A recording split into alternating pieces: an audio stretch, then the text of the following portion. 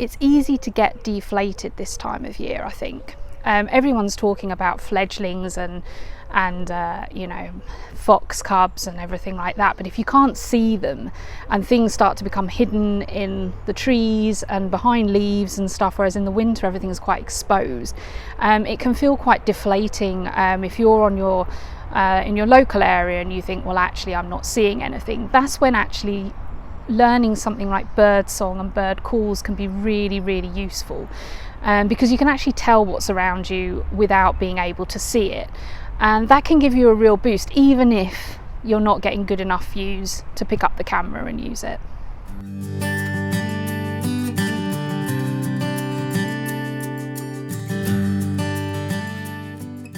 Even if you're struggling to see things on your local patch, keep coming out with your camera, persist, because you never know what you might see. The other day I'd come down, the light was very bright, it wasn't great conditions, so I was really just coming for the walk, but I had my camera with me, and actually I was able to see a greenfinch and a juvenile great tit bathing in what's remaining of our burn at the moment. Lovely things like that happen even when the conditions aren't great. So one thing I've been talking about is obviously listening when it comes to summer on your local patch and you're struggling to see things, that knowing things like bird song can really help with that. But there's another type of listening that I hadn't really thought about until the other day, which is listening to other people on your local patch. And this can really help your wildlife photography. And so the other day I was out walking and a woman came up to me, she saw the camera and she started talking to me, and she actually told me about the location of the local kingfisher nest. Now I know that there are kingfishers in the area, you know, there's everyone talks about the kingfish in the area. Not that many people have really seen them, or people just see the blue flash as it bolts down the river. But in terms of seeing them perched, I've never managed it. And this woman told me the exact location of the nest and where they sit, where they perch while they're going in and out of the nest. When I went to that location, yep, sure enough, there the kingfishers were. I probably wouldn't have seen it if she hadn't have pointed it out.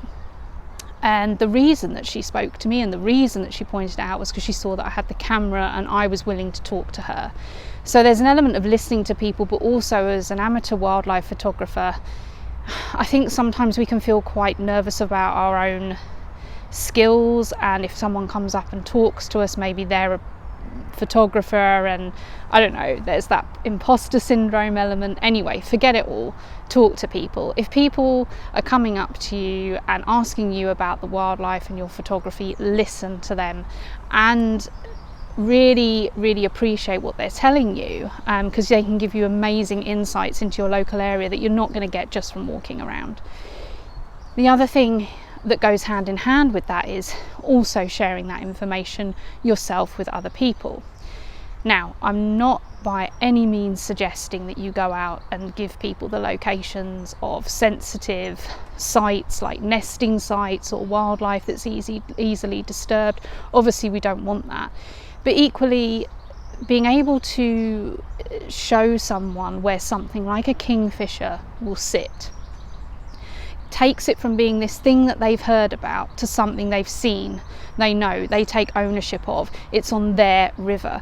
Therefore, when that river or area is in threat, under threat from development, or for whatever reason there's been some sewage or anything like that, that person, to them, it's their wildlife. They've seen it, they own it, they take ownership of it. So if we can show everyone the beauty of wildlife, it naturally leads to more people wanting to protect it.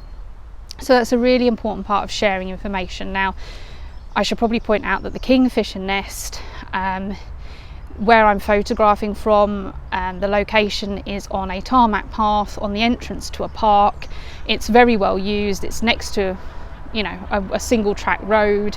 The kingfishers are not disturbed by people, and there's actually a physical barrier between you and the river, so you can't really, you could get closer, but most people will just carry on walking past. So there really isn't any danger of disturbance to these birds at their nest site from knowing this location. In the summer, one of my top tips for amateur wildlife photographers is to listen. When you can't see things, be listening. Listen to people, listen to what they're telling you, maybe share that information with others, but also definitely be adaptable in your approach, because at this time of year you may find that the wildlife that you became so used to photographing in the autumn and winter and spring has kind of disappeared on you.